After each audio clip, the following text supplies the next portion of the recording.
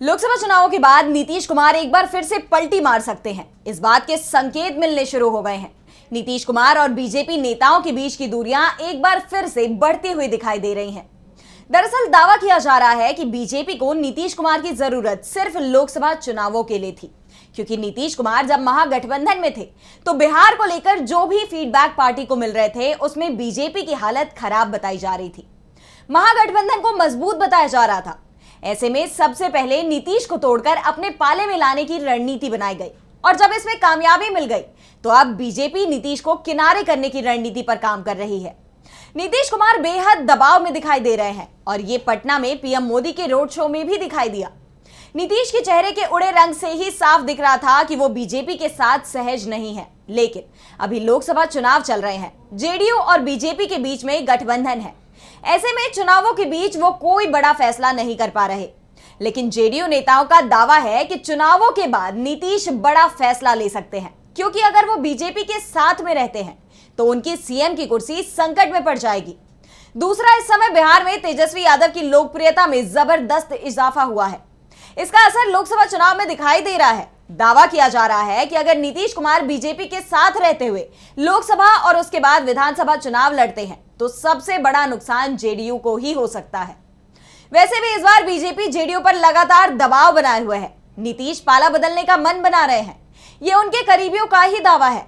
ऐसे में आरजेडी एक बार फिर से नीतीश को लेकर अपना रुख बदलती दिखाई दे रही है।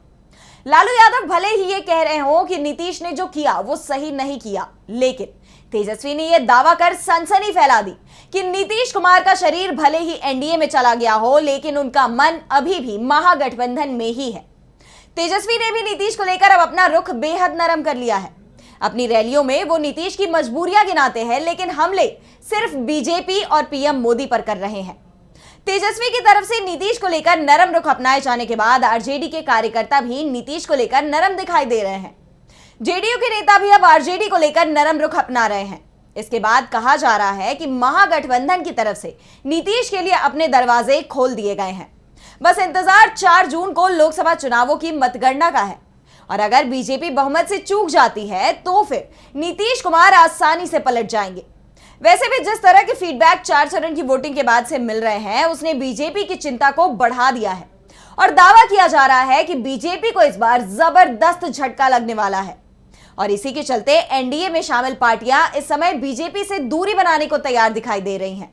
यानी लोकसभा चुनावों में अगर बीजेपी की सीटों की संख्या कम होती है और वो बहुमत से चूक जाती है तो केंद्र की सरकार तो बीजेपी के हाथों से जाएगी ही, साथ ही बिहार की सरकार भी चली जाएगी, क्योंकि अगर नीतीश पलटी मारेंगे तो नीतीश के साथ ही बिहार की सरकार भी पलट जाएगी। दरअसल दावा किया जा रहा है कि केंद्र में इंडिया गठबंधन की सरकार बनने के बाद बिहार में बीजेपी के कई विधायक भी पाला बदल सकते हैं और अगर नीतीश कुमार एनडीए के साथ रहते हैं तो उनकी पार्टी में बड़ी टूट हो सकती है और इसी डर के चलते नीतीश कुमार लोकसभा चुनावों के बाद एनडीए से दूरी बनाने की तैयारी कर रहे हैं और इसकी शुरुआत पीएम मोदी की रैलियों से नीतीश कुमार की दिख रही दूरियों से हो चुकी है। नीतीश ना तो पीएम की रैलियों में दिखाई दे रहे हैं और ना ही पीएम मोदी के वाराणसी सीट पर किए गए नामांकन के समय वो मौजूद रहे, जबकि एनडीए के दूसरे दिग्गज इस दौरान वाराणसी पहुंचे थे, लेकिन नीतीश बीमारी का बहाना करते हुए वाराणसी नहीं गए थे। इसके बाद से ही नीतीश कुमार के फिर से पलटने की खबरें चलने लगी हैं।